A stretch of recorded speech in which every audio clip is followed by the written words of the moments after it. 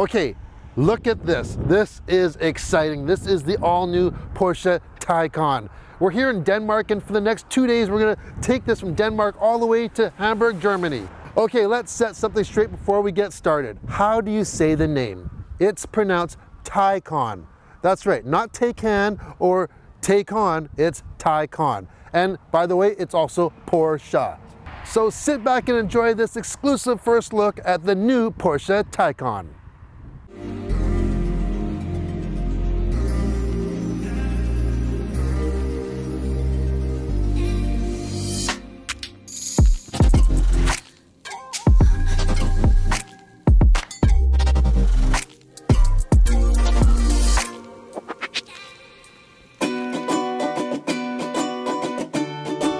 At the 2015 Frankfurt Auto Show, Porsche revealed their Mission E concept, their first all-electric sports sedan.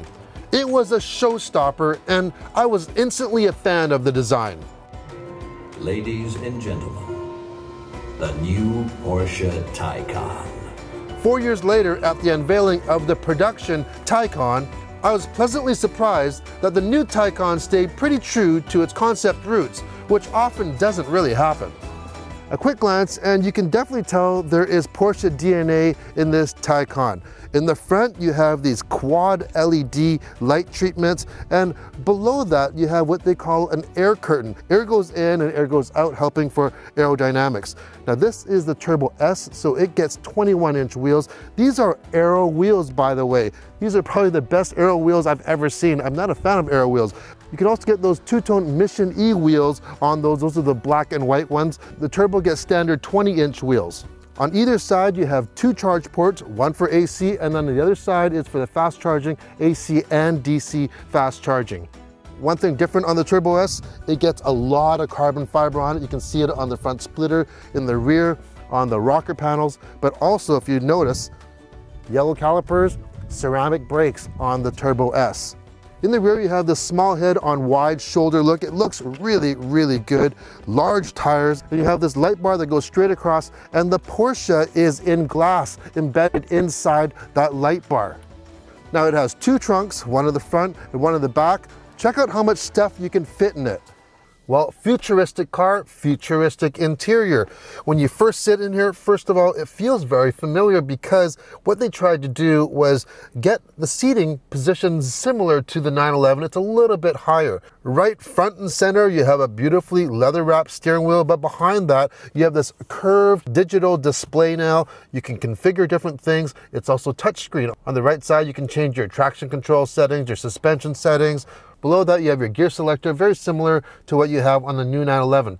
Then it gets a little more interesting. You have a 10.9-inch screen in the middle for your infotainment system, but also available a co-pilot screen.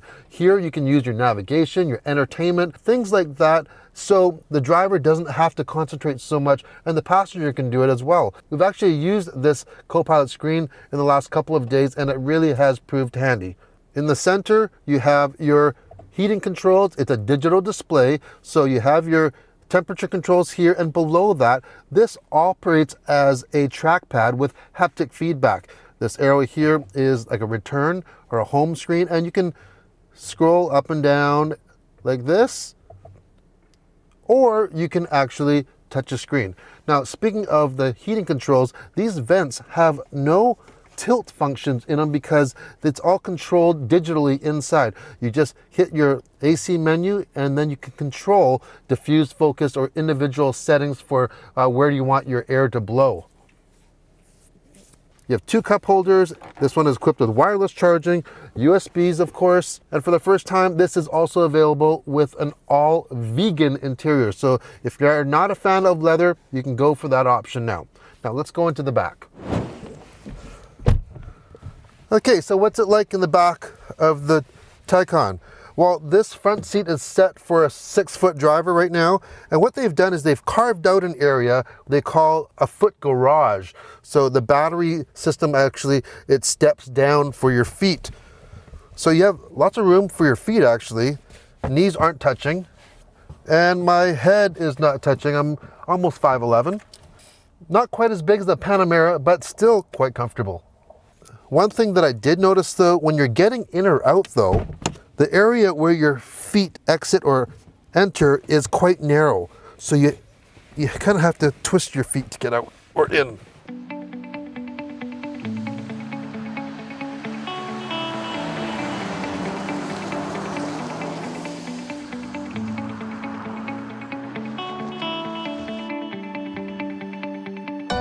Okay, if you were going to say that I was one of the luckiest guys on earth, I would not disagree.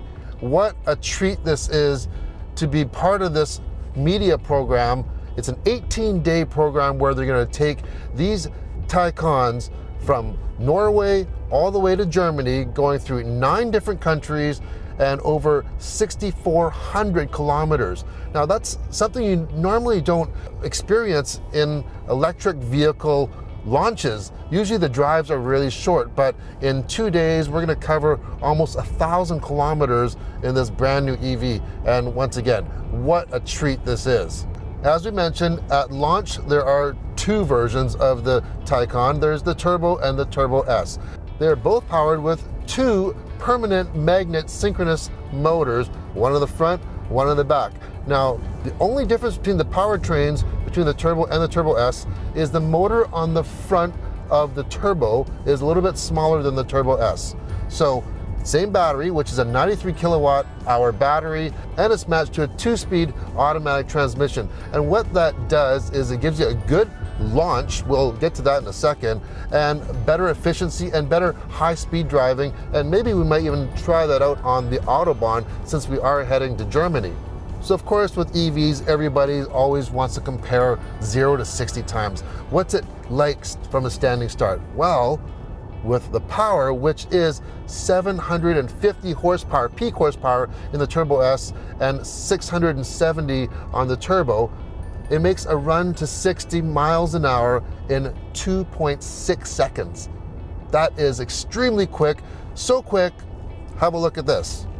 3, 2, 1. Oh my God. Oh wow.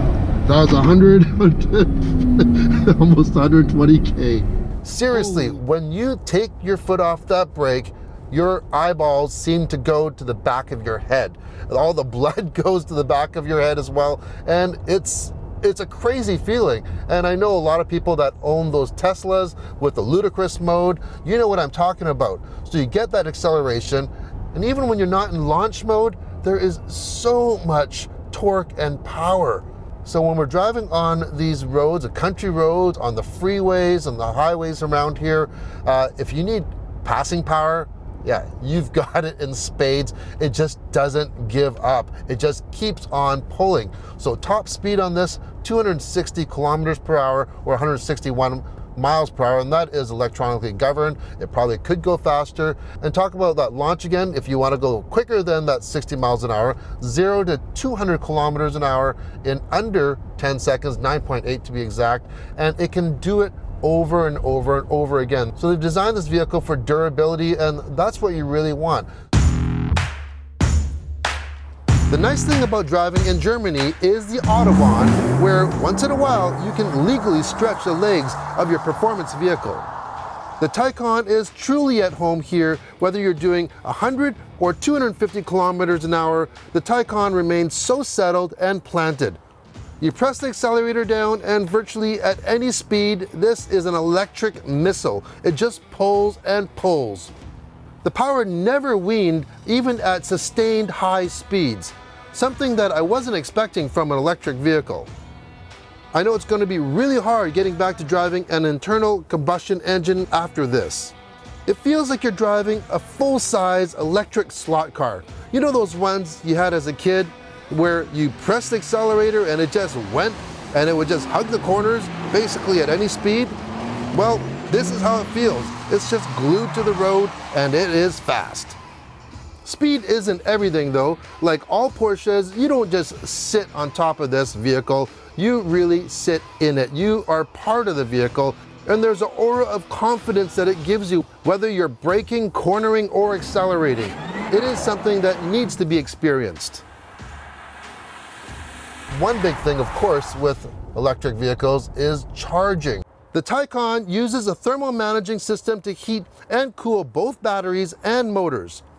To enhance both longevity as well as repeatable performance, when entering a charge station into the Navi, the Taycan will precondition the battery system prior to arriving to ensure the quickest and most efficient charge. This is the first 800-volt system in the automotive sector, and what does that mean? Well, a more compact package because you have smaller wires or thinner wires, but the charging capabilities of this vehicle is like no other electric vehicle. In Europe, they have Ionity, and in North America, you have Electrify America and Electrify Canada, as well as the Porsche dealerships, which are installing these super DC fast charging systems. And with the Taycan, you can charge up to 270 kilowatts. So what does that mean? If you're fairly low on charge, you can go from 5% all the way to 80% in only 22 minutes. But maybe you don't need that much charge.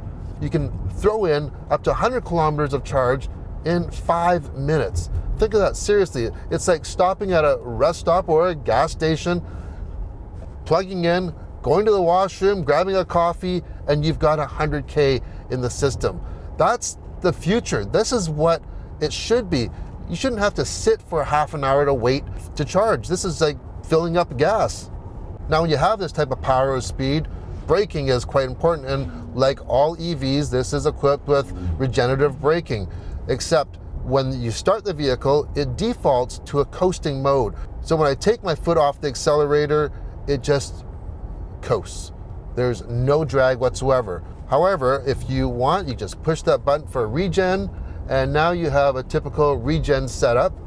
So we are just going through some corners now. I'm letting off, and you can feel a little bit of drag, but it also has something called automatic regen. So we hold that button. What it does, it has a camera built in behind the rear view mirror, and it's going to sense if there are vehicles in front of me. So right now we are coasting, but if we get closer to the vehicle in front of us, and I let off, you can feel it apply the brakes. Porsche claims that 90% of your regular braking will be done by regenerative braking. And I have to tell you, after driving, quite a few EV vehicles and hybrid vehicles, usually the brakes are not the greatest in brake feel. They can be a little bit spongy. You would never know that these are regenerative brakes. They have dialed this in. They've calibrated it so well. And then we get to the drive feel. We're going through these twisties here. Now this is a fairly large vehicle, especially on some of these European roads. Sometimes we are driving in the middle of the road when there's no traffic because, yeah, they're really narrow roads, and this is a fairly wide car. And it's heavy as well. But with that center of gravity very low, this thing just feels planted on all corners. You have adaptive air suspension available, Porsche dynamic chassis control that you find in other Porsche products. I'm a big fan of that system. You can get rear wheel steering and a lot of other safety aids included. Speaking of safety aids and advanced driving systems, Porsche has said that all their cars will always have steering wheels. Sure, there are some autonomous features on vehicles like this, and there will be in the future. Porsches are still driver's vehicles, and that's what you buy a Porsche for. If you want a vehicle that will drive itself, don't look for a Porsche. This Taycan really has everything. It is lightning fast. It handles so well. It's comfortable. This interior is top-notch. One thing that some might miss is the sound of a combustion engine. However, there is sound on this Taycan. You can turn it on, the electric sports sound, you can turn it on or off. And this is real sound from the vehicle, but it's just amplified. And we are just going slow right now. You can hear a little bit of a whir. It's kind of like a Jetsons type of sound. It's kind of cool. All right, we've made it to our final destination, Hamburg, Germany. The Porsche Taycan has been incredible. I can confidently say that the new Taycan is definitely befitting of the Porsche badge. It envelops all the emotions from decades of racing and sports car development that you've come to expect from a Porsche. This is one of the most impressive and capable machines I've ever driven. I feel so privileged to have been included to share in the start of this new chapter for the Porsche brand, and I really look forward to what the future holds because this is just the first one, and I can honestly say it's very exciting.